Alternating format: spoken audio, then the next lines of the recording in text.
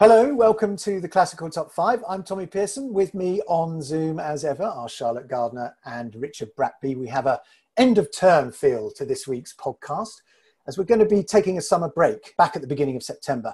And in that spirit, we thought we'd have a bit of fun, inspired in part by something the choral director Simon Housey said on an earlier edition of the Classical Top 5, that he'd be happy to never hear or perform again Belshazzar's Feast by William Walton, and Mark Elder, who in another edition was very rude about Walton's first symphony. Grossly unfair on poor old Walton, of course, although he does come out of it well, since both pieces are standard classics in the repertoire anyway. But what are the pieces you could easily do without, which have outstayed their welcome or simply been performed too much? That's our challenge for today, to nominate 5 works each that we'd like to consign to the classical dustbin for the next 5 years. But for every piece we dump, we have to choose a work that we'd like to hear more often, a neglected favourite. Now, the first thing I suppose we need to say is that we are talking about a time when concerts get back to normal. Because obviously at the moment it's a bit mean to suggest orchestras don't play certain pieces when actually they'd be quite happy to play any piece at all right now.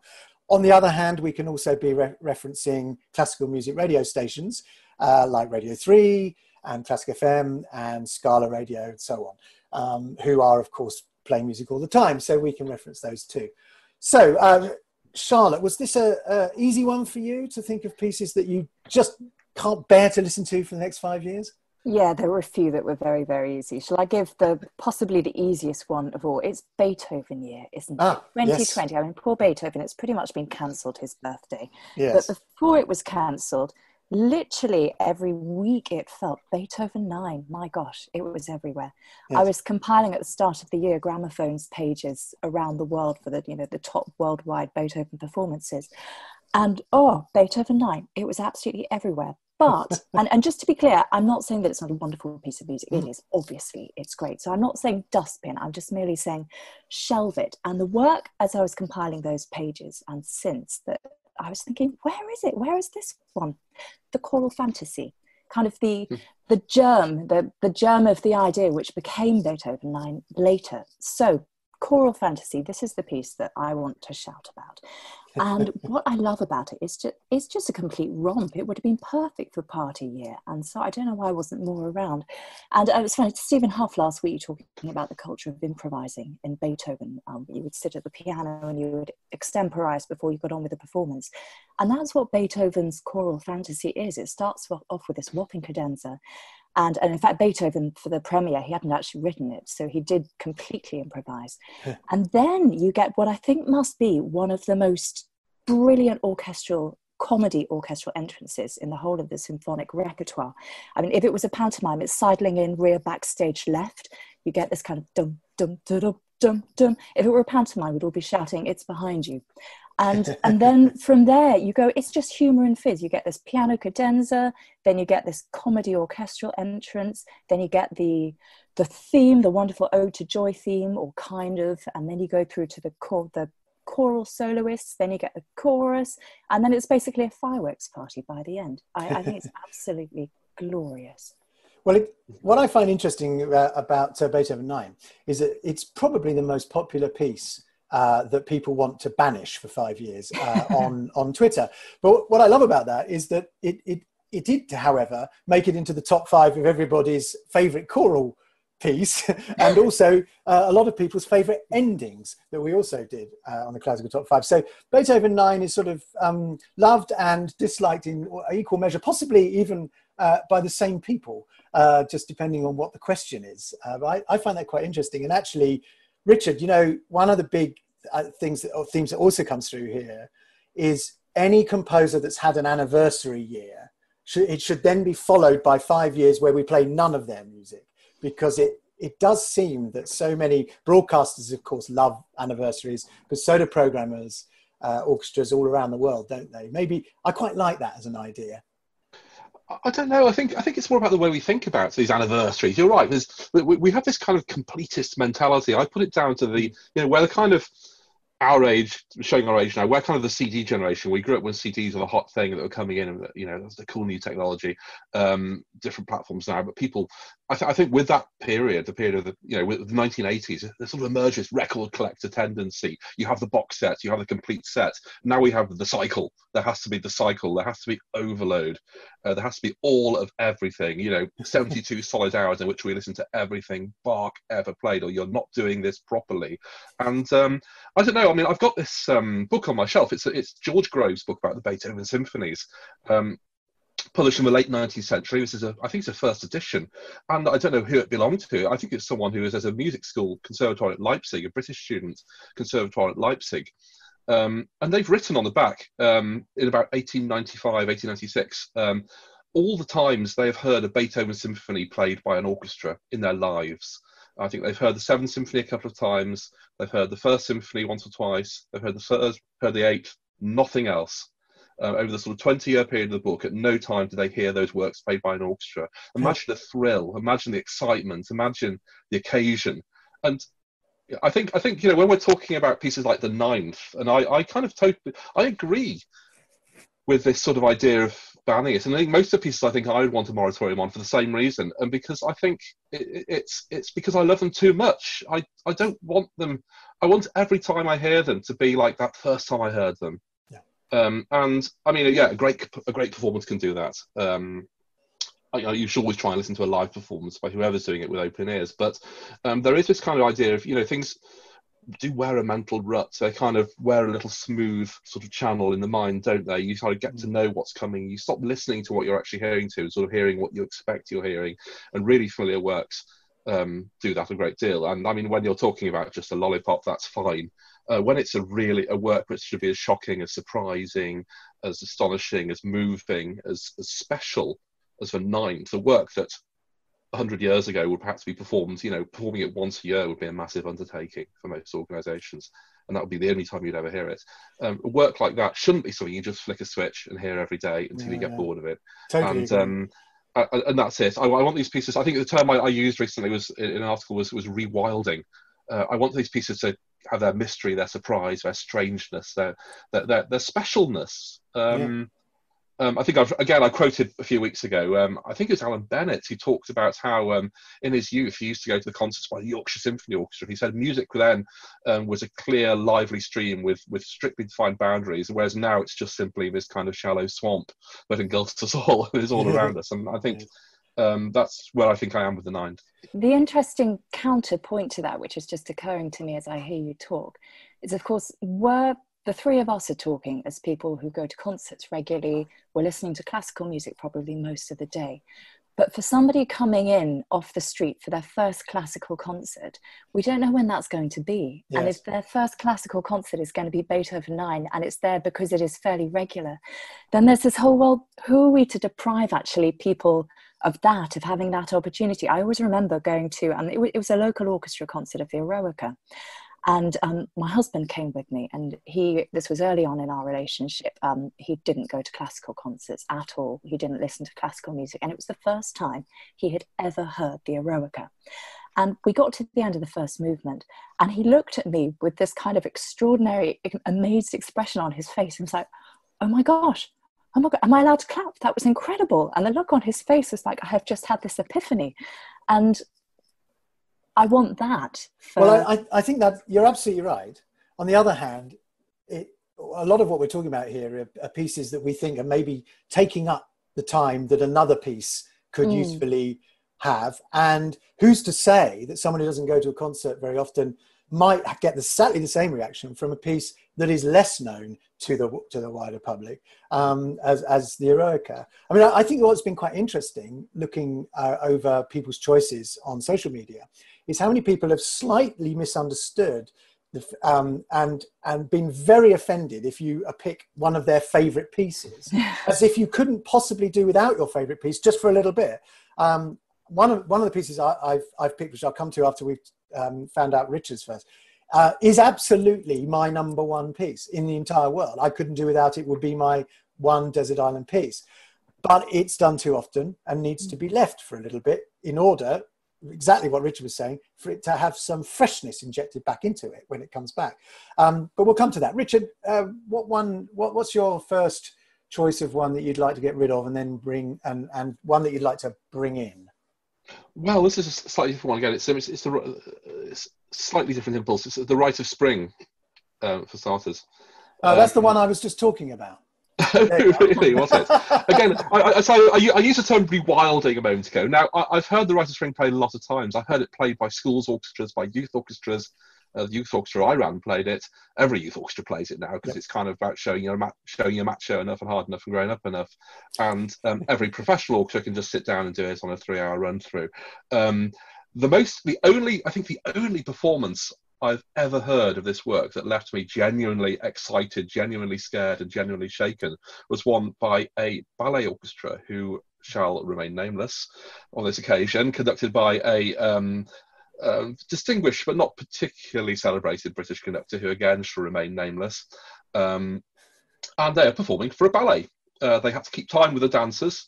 The audience were a ballet audience, so they basically talked over the bits that didn't have people dancing around to them. Didn't bother them to do Stravinsky. And it was very clear that this orchestra, which only meets a few weeks a year to accompany the ballet, really couldn't play the Rite of Spring. We began with the wobbliest, shrillest bassoon solo I've ever heard. The woodwind chords came loose soon afterwards. Then, gradually the sort of rhythm started, and the violins are juddering everywhere. It sounded like it'd fly apart at any moment. Sort of chords are coming in, but mistimed. They were out of tune. God, it was exciting. You were on the edge of your seat. You were thinking, this music sounds strange. It sounds raw. It sounds wild. It sounds like anything, something disastrous, something terrifying could happen at any minute. And I've never, ever been so excited and thrilled by a performance of The Rite of Spring. I think the point when a piece is meant to be expressive of barbarism, of danger, of strangeness that exists, whose whole place in history is defined by the fact that it's shocking, that it's startling, that it's subversive. The fact this has just become a kind of concerto for orchestra, a kind of virtuoso showpiece for school orchestras, I think that suggests to me we need to rewild this piece. We need to forget how to play it and forget how to listen to it and let the thing scare us all over again. You've said everything I was going to say. Sorry. No, that's absolutely fine. But I totally agree with you. I mentioned on my previous edition that how Gergiev doing Rite of Spring had been the only time in the last God knows how many years where it actually been on the edge of my seat, where he'd actually seemed to understand that this was a violent piece. It had become so comfortable, so easy to play for modern professional orchestras, let alone youth orchestras.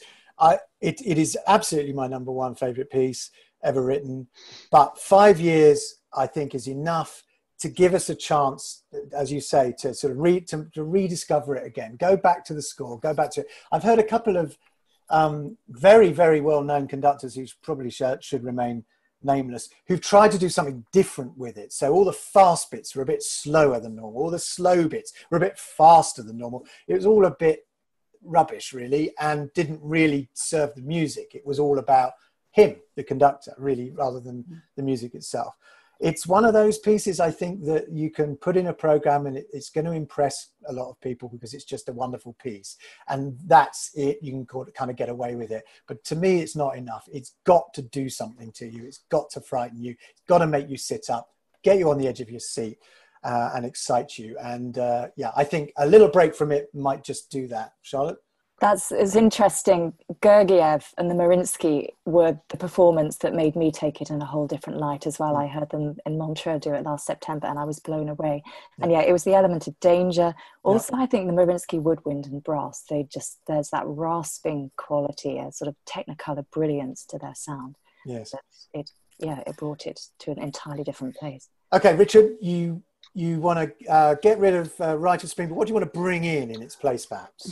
Well, everyone. I've got an agenda here. I won't deny it. I've always been a big fan of histories and music's also rans or second raters. I feel they give us something to aspire to, something we can possibly live up to. And one of my absolute favourites of second-rate composers that no one takes very seriously is poor old Alexander Glazunov, and his ballet The Seasons is what I'd put out there, which is he was a composer who basically Stravinsky owed him a great deal. Prokofiev and Shostakovich also owed him a great deal. Shostakovich, and it's a big if, we believe testimony, and was the only one who remotely treated him with any kind of kindness or courtesy. Stravinsky, I always had the impression, was trying to basically erase his debt to Glazunov.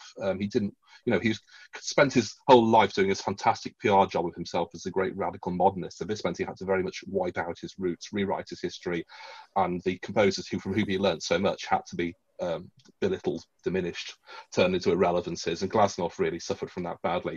And this score, you're the 30-minute symphonic, rhythmically driven ballet score, based on the cycle of the seasons, charged with elemental power, some thumping great tunes, Technicolor scoring, that is the seasons. And you can kind of understand why Stravinsky, who wants you to think he's a epoch-making revolutionary, might not want you to know it was a score like that out there.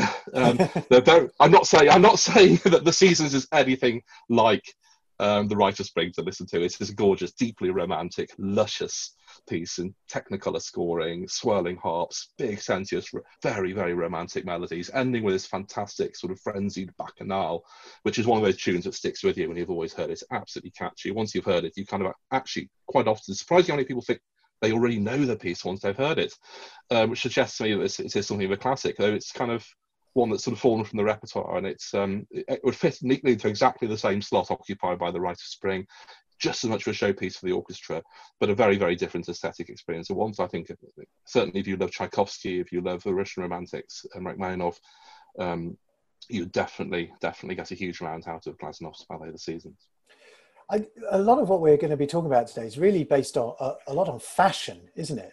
So many composers, they come and they go, and some composers are incredibly fashionable, and suddenly out of nowhere, it seems, orchestras all over the place are doing long seasons on this particular composer, and others are just ignored completely for years and years and years, and deserve a comeback. It's one of those rather strange things, because I think all of us have composers and pieces that we simply don't understand why people don't like it or haven't even heard of it, maybe. But I guess that's what the beauty of it all. I mean, one of the interesting ones that came out, and this chimes in with one of my choices of another one to get rid of, is Mahler. Archie Valparaiso says, I'd impose a 5-year Mahler moratorium. Over the last 40 years, he's shifted from relative obscurity to tedious ubiquity, brackets, and I quite like Mahler. I mean, I totally see what he's saying. I mean, I was thinking about this a lot, and a lot of people have mentioned Mahler 5 as a piece that perhaps they could do without for a bit. Other people have mentioned almost every other Mahler symphony, in fact, that they could do without just for a little bit. I'm voting for Mahler 2, because even though I love Mahler 2, it's just, again, it's the piece that conductors go to when they want everybody to love them. There's a particular conductor that I'm thinking of who likes to end all of his times with certain orchestras with Mahler 2, because it's a showstopper. Everybody loves it, and it almost doesn't matter how well it's played, because everybody's going to love it anyway. And I think that's a naughty way to program pieces of music. It's a very long piece. You could put something else in its place that would also have a great effect, and maybe even enlighten the audience to something new. I think Mahler 2, I could do without Mahler 2 for a few years, even though I absolutely love the piece. Played it many times, heard it many, many, many times. But yeah, I think it's too easy. It's easy in the sense of a conductor suggesting it. Of course, it's not easy for orchestras and programmers, because it's also quite expensive to put on. But one piece I would not necessarily put in its place, but certainly I do want to hear more of, and it's a piece I've banged on about in this podcast many times, and that's Malcolm Arnold's Fifth Symphony. I'd be happy for any of Malcolm Arnold's symphonies actually to be performed more than the once or twice that they get every few years or so. But he, in common with another composer I'm going to talk about later on, I still think is woefully underrepresented in concerts. And I really have struggled now to understand why. When you consider for example, the sheer amount of film music that's performed, the sheer amount of relatively approachable music that's performed by more recent composers, the idea that Malcolm Arnold shouldn't be represented anywhere, and he really isn't, apart from a few of the pieces like Cornish dances and English dances, things like that, It confuses me because there's so much great music in there. It needs to be played, it needs to be heard, it needs to be appreciated. And I find it quite irritating that a lot of programmers at orchestras just don't seem to want to even put the effort into finding out about it. It's not even that they perhaps don't like the music, they're just not prepared to find out about it. And I think that's incredibly, it's a real shame. Very disappointing. So I'm going to go for almost any Malcolm Arnold, but I'm going to hone in on the Fifth Symphony again and see what people say. Charlotte, another one from you? Well, on the theme of just simply getting stuck in a rut, I could do with that. I mean, I adore this, but the Tchaikovsky Violin Concerto, it is everywhere. Everywhere. Yes. And particularly, I mean, it's everywhere in international competitions too, and I go to a lot of international competitions, and so sometimes I'm hearing this wretched concerto maybe 3 times in an evening. Yes. And I can do that in the sense the music stands up to that, particularly if you have a wonderful performer, but there's just so much that people are missing as a result. And so the piece that I would put in its place is the Nielsen Violin Concerto, which funnily Vilde Frang paired with the Tchaikovsky on disc a few years back. And there are similarities. I mean, again, it's this emphasis on beauty. It has these wonderful melodies. It was written by a composer who absolutely understood the violin. And Nielsen, it was actually the first concerto he wrote for any instrument. And he was really trying to punch high with this one. He wanted to impress people. And what I love about it is that it's beautiful and it's quirky. It makes you listen a little bit more. So, for example, it's not the standard three movements. It's 2 movements, and each of those 2 movements are split into 2. You've got a fast and a slow. And you've got 2 wonderful concertos. Within that, you've got this wonderful, one moment the orchestration is wonderfully lucid. The next, it's big, lush and romantic. You've got all sorts of folk stuff going on. And it's a wonderful, and one of my favorite concerto moments, actually full stop, is the moment in the first movement where you've had this preludium and it's been very tense, dramatic, and then suddenly it tips over into the slow section proper. And honestly, it's like sinking into a warm bath. It's incredible. And just the absolute beauty and repose suddenly. So I'd like a bit more of that one in my life. I'd like a bit more of that one in international competitions. And it ticks all the same boxes in terms of making the violinists really, really work and exposing them. Yes, we talked about that a little bit with Stephen Huff last week, didn't we? About how to choose a piece for a competition and what a young player needs to do, or what their sort of thought process is in choosing a piece, and whether they should go for the big famous one to impress, or something a little bit more unusual that runs the risk of not having the audience with you. It's a tricky one, isn't it? I tell you, it's also something that competition organizers, it's them at the end of the day that they give the choice of 5 concertos, and sometimes it's just a little bit too run of the mill. There's a lack of an imagination in the programming of competitions, and there doesn't need to be. And particularly when you're preparing a young artist for a life on the concert platform, hopefully afterwards, why not, they'll have been playing the Tchaikovsky, or the Tchaikovsky 1 with piano, or the Emperor Concerto, or Beethoven Piano Concerto 1. They'll have been learning that in their conservatoire years. Why don't you give them the gift of having to learn another concerto that they won't have necessarily come across? Yeah, totally agree. Someone who won't agree with you, by the way, is Stephen Jackson, the choral director, who said on Facebook, when asked who he could do without, he said, very nearly all Handel, Haydn, Mendelssohn, Bruckner and Nielsen, especially Nielsen. Richard? No, it just reminds you, when I was at university, I'd not really known people who were terribly into classical music before I got to university. It didn't really exist much in the world I inhabited before that. And I'll never forget meeting my first ever proper music student at university, and he explained to me that really he didn't find any music between Ockeghem and late Stravinsky particularly interesting. Well, that's that conversation over, I thought. Wow. And I got the impression very much that was very much what you had to say down the music faculty to be in with a cool crowd. And yes. I was duly impressed. He was writing a thesis on Jean Barraquet, and I've got to say I discovered learned a lot from him. But you talked about Tchaikovsky, you talked about Schumann, you talked about Haydn. He'll just look at you blankly. Not terribly interesting.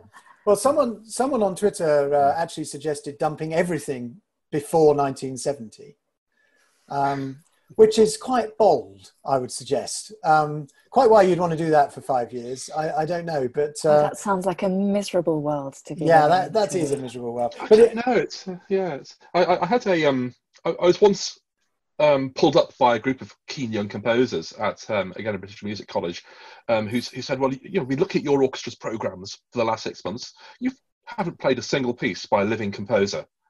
And I said, well, but we had a John Williams night last Friday. That doesn't count. No. Really? Yeah. It doesn't count. Okay. Yeah. Can't tell me why? No. Anyway. Yeah. Well, actually, and someone else on Facebook, I think it was, suggested he didn't want to hear John Adams' Short Ride in a Fast Machine, and thinks that we should hear the John Williams' Superman main title instead. But I would be fairly certain that the Superman theme is played more often than Short Ride in a Fast Machine. And also, I don't think they're really comparable, to be honest. But anyway, this is an interesting one. Tchaikovsky, though, I was going to mention. You mentioned the violin concerto, Charlotte. Tchaikovsky is very popular, or should I say unpopular, given that everybody wants... a lot of people wanted Tchaikovsky and a variety of his pieces, actually, the piano concerto, violin concerto. Yeah, the first piano concerto. A lot of the overtures, Romeo and Juliet, they'd quite happily not hear those for another 5 years. Somebody mentioned Capriccio Italien, which, quite frankly, I don't think should ever be heard ever again. I mean, it's such an appalling piece. I don't really know why anyone plays it anyway, but let's get rid of that for 5 years. I'm taking it for this, Tommy, if it has a bad timp part. That's usually why you don't like these things, isn't it? No, it's just I mean, from the man that wrote possibly more of the great themes than any other person, the Capriccio Italien theme is just, it's so cheesy and horrible and isn't it? I mean, I am with you. It doesn't do anything for me either. Oh dear. Anyway, Richard, I just wanted to ask you very quickly about Mahler, though, because I said all my thing about Mahler. But what do you think about the Mahler thing? It does seem to me that he is incredibly overperformed. Absolutely, it is something I've written about and said about it before now, and it gets people terribly, terribly upset. Not just because he is hugely popular. People love playing him. People love hearing him. Rightly, hugely entertaining, hugely exciting, hugely moving music. But also, I mean, in our line of work, there's a whole coterie of a whole subset of music critics and writers who've kind of very, very invested in being the big Mahler experts. And as someone once said about Elgar in The Bluffer's Guide to Music, there's no point pretending to be a Mahler expert. Everyone else has done it already. And they get terribly, terribly upset if you suggest that this should be sort of hived off or sort of put behind a fence for a few years. I don't know. There is kind of... it sounds ridiculous to say that there's not enough Mahler, but it's a pretty small output overall. It is just a handful of works.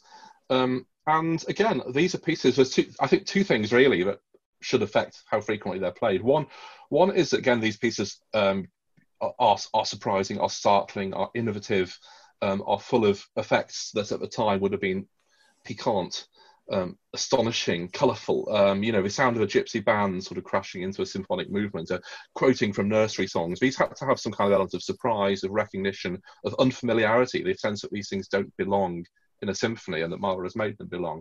And when you're just sitting there waiting for Frère Jacques to come in and you've read the program notes, you know all the biographical subtext, you can tell everyone the story. I think that kind of moment of surprise, that moment of the macabre and the weirdness is gone. It needs to be slightly weird, doesn't it, Mahler?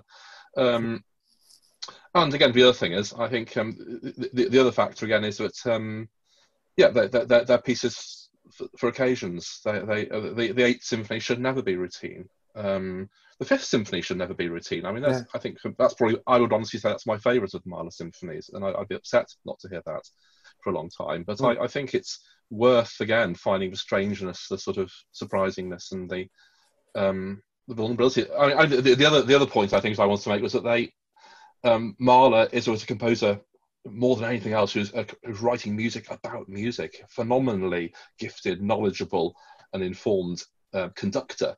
who basically was playing games with the whole of the kind of the then classical Western canon up to that point in his own music. And unless you can get those references, you're not really, if you don't kind of get that the opening of the Third Symphony is simultaneously referencing Schubert 9, Brahms 1, and Beethoven 9 via those, because you've not heard those works, you're kind of not really getting Mahler, are you? So I think that there has to be that, we need a wider ecology in the concert hall so that basically we can understand the context of these pieces, we can understand why they're so original, so surprising, and how they work. And again, the strangeness needs to come back, the surprise, the shock, the specialness. And I want these pieces to be treated as special occasions. I remember my dad bringing home the box sets of LPs in the early 80s and telling us this was modern music and that we might find it difficult, but we should give it a chance. And just the fascination, the specialness, taking out the LPs, wiping them down individually, placing them reverently on the turntable, and hearing the opening trumpet call of the Fifth Symphony for the first time through the crackle, and thinking, where are we going? It was actually, it was Mahler 5 that made me realise that being a music critic would be a nice thing to do. I'm from a tiny sleepy town in Somerset, didn't see any professional concerts really until I arrived at university. And then I was covering Simon Rattle brought the CBSO to the Cambridge Corn Exchange, and for some reason they just allowed me to turn up to the rehearsal just because. And I can remember sitting there on the front row as they rehearsed the final movement, and the floorboards were literally vibrating underneath my feet. And I sat there thinking, I could do this for a job. This could be good. And it packs a punch, Mahler, and it's wonderful stuff. Yes, there's certain things that it helps if you know in advance. I mean, a lot of his biography as well, an awful lot clicks into place where you just know about Mahler the man. And I think there are probably ways in which you could program these works that are over-programmed, if you like, even within one concert, where you could actually inform your audience far more than is already done, rather than just taking them, as you say, as standalone works. Context actually within a concert could also freshen them up slightly. I mean, it's a Richard, sorry. Let's move on. Let's move on from Mahler. I want another choice from you that you want to throw in the bin for 5 years. Okay, well, I'm going to go with Shostakovich's 8th String Quartet. Not because it's not a great string quartet and we don't all find it compelling and powerful, all those things, but because it's one of those pieces that has kind of generated almost a kind of gravitational field around it that has distorted its entire musical environment. What it basically means is you're never probably going to hear other Shostakovich quartets or other Russian quartets or other mid-20th century quartets. It's become the Russian quartet, the only one, possibly apart from Tchaikovsky's first and Borodin's second, that you're ever likely to encounter. And I just feel it's kind of, it's become freighted with all these biographical stories and accounts and interpretations, many of them stemming from testimony, many of them from other sources, which you can sort of apply to music or not, as you choose. It's been appropriated by conductors who just love getting their greasy fingers all over string quartets and pulling them and poking them and fondling and molesting them, which that gets happened a lot for Shostakovich's 8th.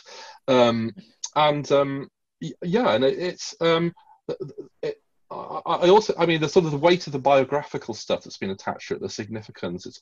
You can't listen to a piece about someone telling you about the DSCH motif, about Stalin, about the Communist Party, about all the stories around it, about him being a suicide note, and it's kind of you're not allowed to dislike it, not to dislike it, but you're not allowed to sort of not sort of be awestruck by it. And meanwhile, there are I mean, I played my way through the Shostakovich Quartet several years ago, and they are all individually astonishing, fascinating pieces. Whereas a cycle, I would say, a sequence from the third quartet, which is a brilliantly witty and dark work, through the fourth quartet, which uses Jewish motifs, which sort of has incredible folk dance finale. The fifth and sixth, which have a kind of classical clarity and wit, with this very mordant, dark humour and elegance underneath them. And then the incredible sequence of the last quartets, all of which, it's just they all kind of get sucked into the black hole of the eighth, and that's all we ever hear. And I wish we could pay as much attention to these other works, which are just as fascinating, just as complex,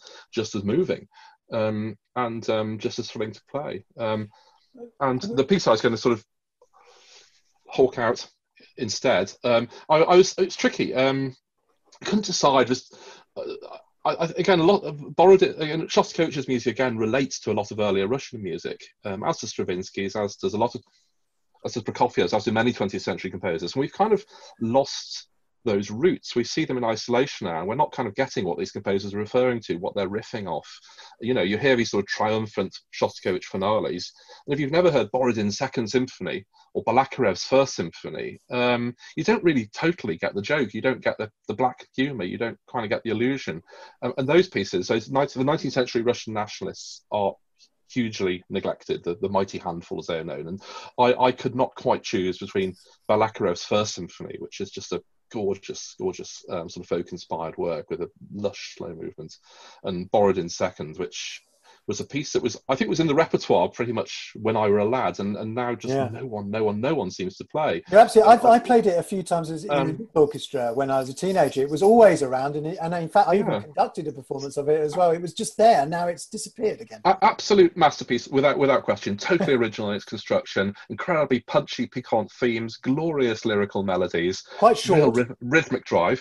Yeah, barely 25 minutes long. Yeah. I mean, it doesn't waste a note. And that finale, which is glorious, happy, freewheeling finale, that is the happy, freewheeling, folksy, spirited, stirring finale that Shostakovich at Prokofiev, Stravinsky constantly try to subvert and take the piss out of. And how do you kind of realise that unless you've heard it in its pure form, in its kind of unbridled, sincere, original form, which I think is what you get from Borodin, from Balakirev, from Rimsky-Korsakov's orchestral works. And all of these composers, I mean, they've been kind of reduced to just a couple of lollipops in each case in the repertoire, when there's far, far more than that. I think that, and their stature really, really doesn't come through, and we need more of it. So a few more that were mentioned on social media. Giles Thornton said Carmina Burana can totally go in the bin.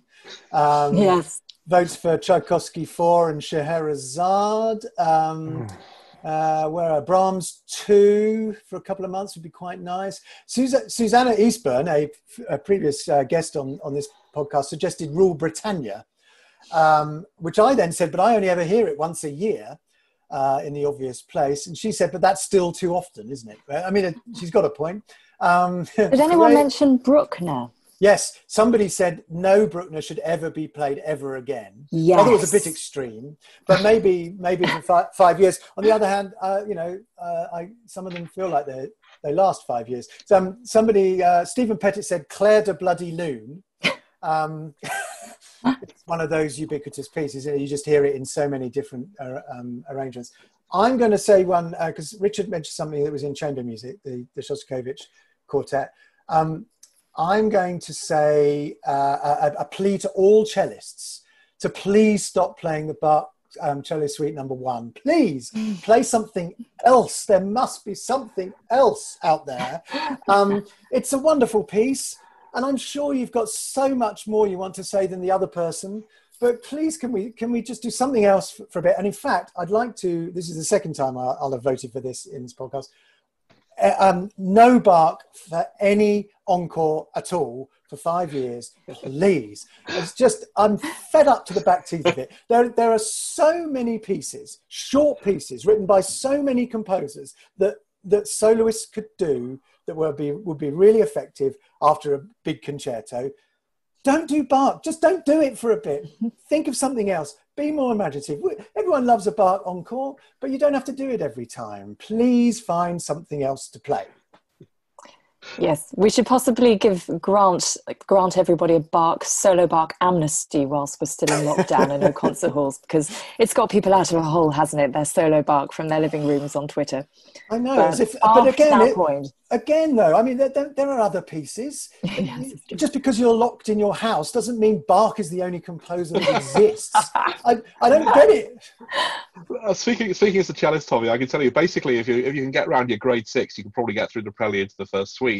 If we're talking about the Britten cello suite, so the Kadai solo sonata, we are talking a very, very different ballgame. Yeah. Plus, if you play Bach, everyone will automatically assume you are a deeply profound and sophisticated musical thinker. So why try harder? Good point. Very good point. Another piece that I want to hear more often, or actually a couple of pieces really cheap, but same composer. George Benjamin has been mentioned a few times in this podcast over the last few months. I do want to hear more of his earlier pieces again. George has become very successful as an opera composer, which is fabulous. I mean, it took him a long time to get round to opera, and now that he's done so, he's had huge worldwide success with it, which is fantastic. But some of those earlier pieces that he wrote when he was rather depressingly only about 21, like At First Light, which I've said before, I think is a masterpiece. And another piece that was written at IRCAM in Paris, which is Antera, which is based on panpipe sounds and keyboards playing the panpipe sounds, but in quarter tones, which is absolutely fascinating sound world that he creates. He also recorded sort of striking the architecture of the outside of IRCAM, the Pompidou Center, which IRCAM is underneath. So it's got all that sort of sound attached to it too. So it's almost like using samples very early. I mean, this is sort of early mid-80s, this piece. So it's using samples, but it does it typically with George Benjamin in such a beautiful, sonorous way.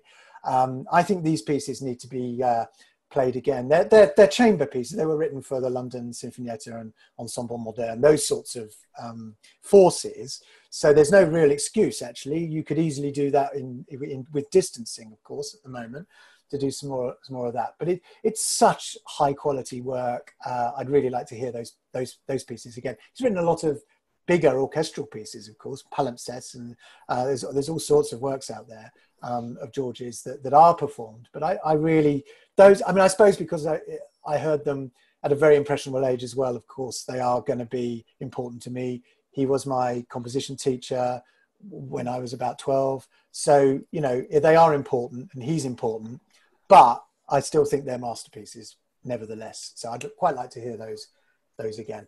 Charlotte, another piece. I was going to say, sticking in the chamber realm, I would like to nominate for shelving the Franck Violin Sonata.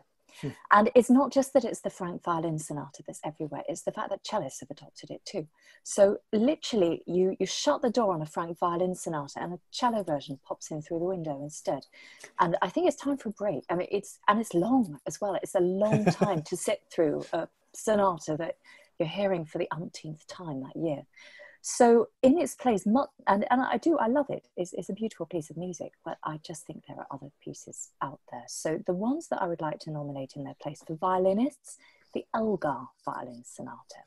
Mm-hmm. It's not played enough. It's a serious piece. It's a weighty piece, and it's not how I would describe.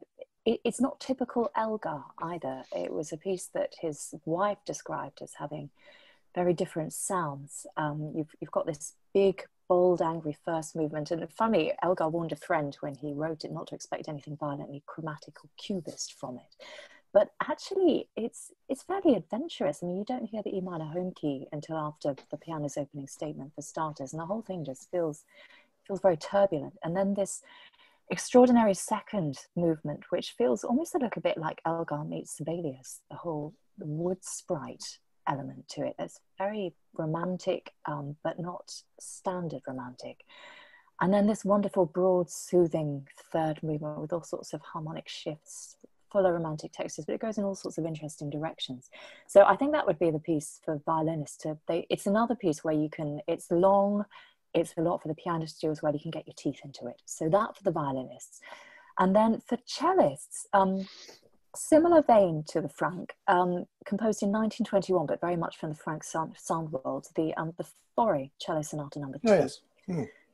You've got the cello gliding over wonderful piano figures. Funnily, it harks to the elegy at the beginning of the Andante. Elegy, also a piece that I think we can shelve for a few years, frankly. Play the Andante of the second cello sonata instead. It's different, but it's the same in a really good way. And then this fascinating final movement where you've got this interplay between the pianist's syncopated theme and then the violinist's kind of chorale long lines over the top. It's really arresting. And again, I think it's the piece that you don't hear on the concert stage. You don't hear in the recording studio, really. Richard, give me another one to dump. I again, exercising my horrible, jaded spiteful prejudices here against the piano in this case. I love those. I decided to go with Chopin's piano concertos, both of them. I could have very happily have gone for everything Chopin ever wrote. Thought that might be a bit cruel on our famous friends. And let's just stick with those two incredibly pointless piano concertos with sort of long, tinkly, rambling, self-indulgent piano sonatas with rather clumsily scored orchestral bits tacked on the beginnings and ends. Why bother having an orchestra there? If you want to hear tinkly piano music, go to a piano recital. It's insulting to everyone present to I mean, he was only a kid when he wrote it. I don't want to be too harsh on the guy. He was 18, 19, just before he went off to Paris, just had his heart broken by his first girlfriend. I like all that, you know, but I don't know. I'm a real weirdo in the musical world because I never learnt to play the piano. I never had piano lessons. I never worked through all the standard rep. I never listened to his stuff. I never, as a result, kind of really got why everyone thought Chopin was so good. And I still struggle. Terribly, terribly unfair, grotesquely unfair. Like I said, I'm not calling for a general moratorium, but I think those concertos, play something by Emil Sauer, play anything Stephen Huff mentioned last week, play you know, any number of possibilities. I play Moskowski, play Weber. They're all better written for orchestra, more interesting, more entertaining, more inspired works than those rather tedious concertos. In the place, and I swear to goodness I did not know what Charlotte was going to say of the complete works of Chopin. I did actually genuinely have listed the major works of César Franck. Bring them all back. The Symphony in D minor. Fantastic gothic craggy masterpiece, you know. It's what Bruckner would sound like if he was Belgian and had a slightly better sense of pace and a slightly richer sense of orchestration. I mean, it's what the symphonic variations of piano and orchestra we talked about last week. It's a sparkling, lyrical, beautiful, poetic gem. I can never hear enough of the Violin Sonata, whatever anyone else might feel. His piano quintet, which is, you know, knocks Brahms for six. It's a passionate torrent of music. So apparently his wife considered it indecent. She was shocked he was writing such passionate music at his age. And he's a composer, again, who was in the repertoire, was generally taken seriously, and has now kind of vanished, shrunk to that Violin Sonata and a couple of lollipops. And, you know, composed of the most original, powerful and memorable symphonies of the late 19th century. And a couple of other real gems besides. So let's have loads more of the famous Belgian, because we don't have enough of those. You mentioned Bruckner. I'm afraid that one of my ditch it choices is Bruckner 4. Mm-hmm. Actually, any Bruckner symphony. You talk about not getting things. I just do not get it with Bruckner. His star has risen in recent years, and I just cannot see why. No. Take Bruckner 4. You've got this opening, and that 4-note motif, it comes over and over again. And eventually, when he drops it, you don't feel that he's dropped it because he's done something with it, but simply he's given up on it. He's realised there was nothing he could do with it. He's gone on to the next thing. It does feel like the work of an organist who didn't do he just didn't know what to do. And people talk about his genius at the same time as saying, well, yeah, he was a genius, but his orchestration wasn't great. We get that. And yeah, there aren't really any hummable tunes. Yeah, but he was a genius. And surely there has to be more than just sounding loud and doing great things for double basses to be a master symphonist. Charlotte, you will have upset so many people. I mean, I agree with you, by the way, but you will have upset so many people. Every time I say this about Bruckner, I get people complaining about it. And in fact, I upset a lot of people this morning talking about this whole subject on Facebook because one of my choices would be Sibelius 5. And I mean, people are really quite upset about this. I mean, they don't really seem, again, to understand the point of it, which is not whether you like the piece or not, but whether you could do without it for 5 years because it's been so overplayed. I feel that there was a point not that long ago where it felt like every conductor wanted to do a Sibelius cycle. And because I'm not a massive Sibelius fan, it just seemed like it went on forever. And when I was at Radio 3, I presented a lot of, it seemed, performances of Sibelius 5. And I was always having to tell the story about that bloody swan theme and so on and so on. And the ending. We talked about the ending in our endings podcast because it's famous with those big chords at the end and all the space between them. But I could quite happily do without Sibelius 5 for 5 years. And indeed, any cycle that everybody seems to want to do at the same time. This is, I think, that one of the problems we have, particularly in London, where there's a lot of orchestras. None of them want to talk to each other ever. So that means that, and of course, these things are planned so far in advance, that how many times have we known it that more than one orchestra in London does exactly the same symphonic cycle of a composer? And it's exhausting. Now, of course, they have their own audiences and not everybody goes to all of the performances. But I think, I'm not a critic that has to go to these things all the time, but it must be infuriating sometimes for the both of you that you keep hearing the same pieces and the same cycles from different conductors all the time, isn't it? Yeah, and there's the fashion and the sense that you can't say what you really think. I mean, it's the same with Bruckner. I mean, because it's become such a big thing. It's like you're not a serious orchestra unless you do a Bruckner cycle now, and it's exactly the same thing with Sibelius. And yes, it's very unoriginal. I thought being a critic was saying what you think. Yes, but there's something like there are certain composers where, I mean, with Bruckner, it sounds clever to say that you like it, and you get to this Emperor's New Clothes stage where you have to wallow in the sound of the double basses and not say, yeah, but did you actually enjoy that? Okay, fair enough. Really? Another one I'm going to throw in is a piece that actually you, Charlotte, picked as one of your favourite tone poems, and that's the Lark Ascending. And I want to put that in with another one, because it was mentioned a lot on social media. And another one, which is Arvo Pärt's Spiegel im Spiegel, which is just a piano and a solo instrument. And it's been done for many, many different instruments. It's a very famous piece. If you don't know it, you probably have heard it somewhere.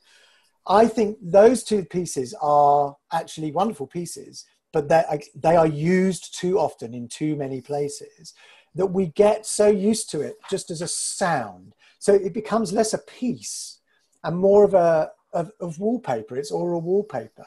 And I think, Classic FM have a lot to answer for in those two particular cases. I think that you get so used to the sound of something that it becomes meaningless. And I think we've talked about this before today already, but we need to sort of take stock a little bit and bring those pieces back after we've forgotten them and rediscover them. And I think that's definitely the case with Lark Ascending. And I think perhaps it's the case with something like Spiegel im Spiegel, because it's just become that twinkly little piece that we hear. It becomes totally meaningless. I think that's a real shame. Richard? I think you're absolutely right. And it's about mood music, particularly with Spiegel im Spiegel. You're not playing it for the notes, you're playing it to set a mood, which is why it turns up on so many dramas and all sorts. Richard, you were going to say something. No, it's just, as I say, it's this idea I was talking about earlier, sort of rewilding, as I called it, recovering the surprise. I don't want to really ever be, I don't know, I know I'm a critic, and therefore I'm a horrible, jaded, cynical person who secretly hates music because I've heard so much of it, so all the rest. Actually, I go to concerts every single time I want to hear something that will excite and move me, however familiar the piece, and I try and stay open to the idea that will happen. And I don't want ever to feel that I'm bored of Beethoven's Nine. Of course, that the Lark Ascending has become so familiar to me that it just doesn't make any impact anymore. But it just runs smoothly through those channels in my memory and in my brain and out the other side. I want it to strike a note as it goes through, and I think it's I hate to say this because I think it was there's a lot of always snobbery at work in classical music, isn't there? And there is a certain impulse. As soon as something becomes popular, we have to pretend we despise it. It's not really very good. As we all know, the Last Night of Proms, the most popular, universally loved classical music event in the calendar. We all agree is ghastly. We want nothing to do with, and we just ban all the stuff that people love in it because it's so very, very common. People enjoy it. Must be something wrong. And likewise, if something's in the Classic FM Hall of Fame, you absolutely guarantee that within a week that everyone will be telling you how much they always hated that ghastly piece. And frankly, if Schoenberg's 5 pieces for orchestra were to top the Hall of Fame, I guarantee I know certain people who will be saying afterwards they're so sick of this hackneyed old war horse, and can we replace it with something exciting like Type 1? There's these various factors in play, aren't there? But I say Classic FM has done wonderful things for classical music. It's put huge amounts of stuff into the repertoire. It's opened up huge amounts of repertoire. Who would ever have thought that pieces by Maxwell Davis or Goretzky would be popular classics, or Arvo Pärt? But I mean, at one point they had a sort of 3-minute condensed version of the finale of Beethoven's Ninth with just the tuneful bits in it, and that just really made me want to go away in a corner and bury my head in my hands and just rock backwards and forwards till the tears flowed out. Funny, you mentioned snobbery in classical music world, and that chimes into one of my other drop and put back in.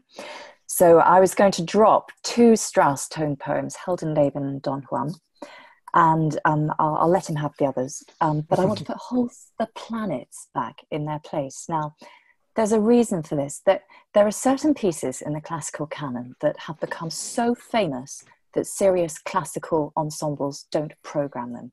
You have to go to a Royal Albert Hall Classical Spectacular to hear them, or an orchestra's outreach program. And I think that The Planets is one of those ones. Whereas it's not taken seriously by the major bands anymore, or by critics. And this, particularly in the case of The Planets, I think is a major, major mistake. I mean, rarely does tone poems get as good as this, and it's so pictorial and it's so subtle at the same time. You have this extraordinary Mars, dispassionate, mechanized destruction, that genius 5 beats to a bar, the lurching, circling theme.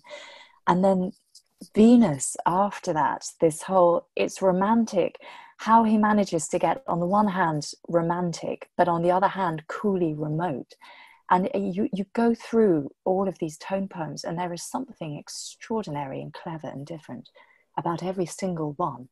And yet we have to go and see it at a Rayband Gubby Spectacular at 4:00 in the afternoon if we're going to get to hear a performance. You know, I want to see it performed a few more times during a serious orchestra's classical season. Okay, we've got 2 minutes left. One-liners for pieces that you don't want to hear and pieces that you do want to hear. I want to say that I would like to hear more of anything by Richard Rodney Bennett. I've said it before. Any of the symphonies would be fine. Some wonderful concertos there. Piano concerto is brilliant. The concerto for Stan Getz, which is a fabulous piece, really exciting. And there's so much choral music as well, unaccompanied choral music there by Richard Rodney Bennett, which I really would like to hear more of. I just think he's one of those fabulous composers, a bit like Malcolm Arnold. People are enormously snobbish about because he happened to do a lot of pieces of music that people really liked, and we can't have that. He also did commercial music, and we can't have that because that's just vulgar, and made lots of money, and that's also very vulgar. It's a shame because it gets in the way of the fact that he was a very, very fine, versatile, wide-ranging composer who most definitely needs to be discovered again. And I think I've gone through all of my ones that I want to get rid of, but I'll summarize a couple of others on Twitter and Facebook in a moment. If Charlotte, throw in a couple of others, just one line. Well, I'll just slip in the fact that to replace Bruckner symphonies, I'd slip Brahms 3 in, simply because I think it's the one that gets forgotten, whereas it's very, very clever in its construction, and it's the whole world around it, and it's very beautiful. And I think because it's not big and bold, it gets left by the wayside a bit. Richard? Taras Bulba by Janacek, a terrible piece by a wonderful composer, but conductors like because it's loud and splashy and gets them a big cheer at the end. They unleash the organ. Replace it with Dochnanyi's Suite in F sharp for orchestra. Ravishing, gorgeous, witty, romantic, kind of miniature, symphony really, good, 30 minutes long, never gets played, absolutely exquisite. And I'd happily do without everything by Benjamin Britten, if I'm brutally honest.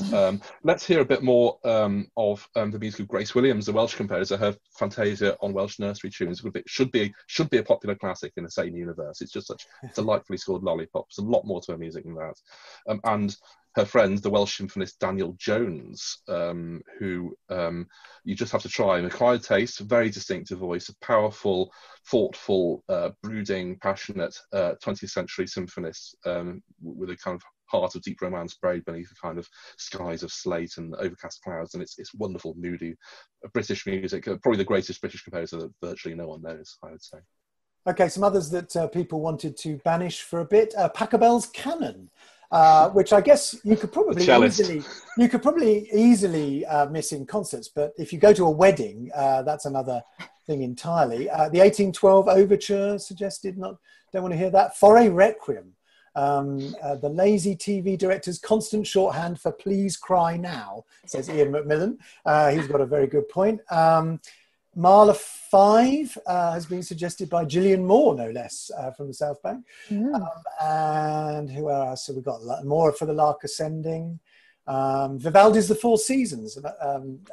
More Claire de Lune's, Corellia Suite, Prokofiev, Romeo and Juliet. I mean, goodness, there's a lot of choice out there for pieces that people don't particularly want to hear. What was interesting is people were far more interested in telling us what pieces they don't want to hear than telling us what pieces they do want to hear, which is a little bit of a shame, but there you are. Thank you very much, both. That was such fun. And I know we'll have upset some people and excited others. That's kind of the point. But we really would like to hear, actually, from our listeners on which pieces you'd like to banish for 5 years and which pieces as well you'd like to replace them with. We've had so many choices already on Twitter and on Facebook. Please continue that.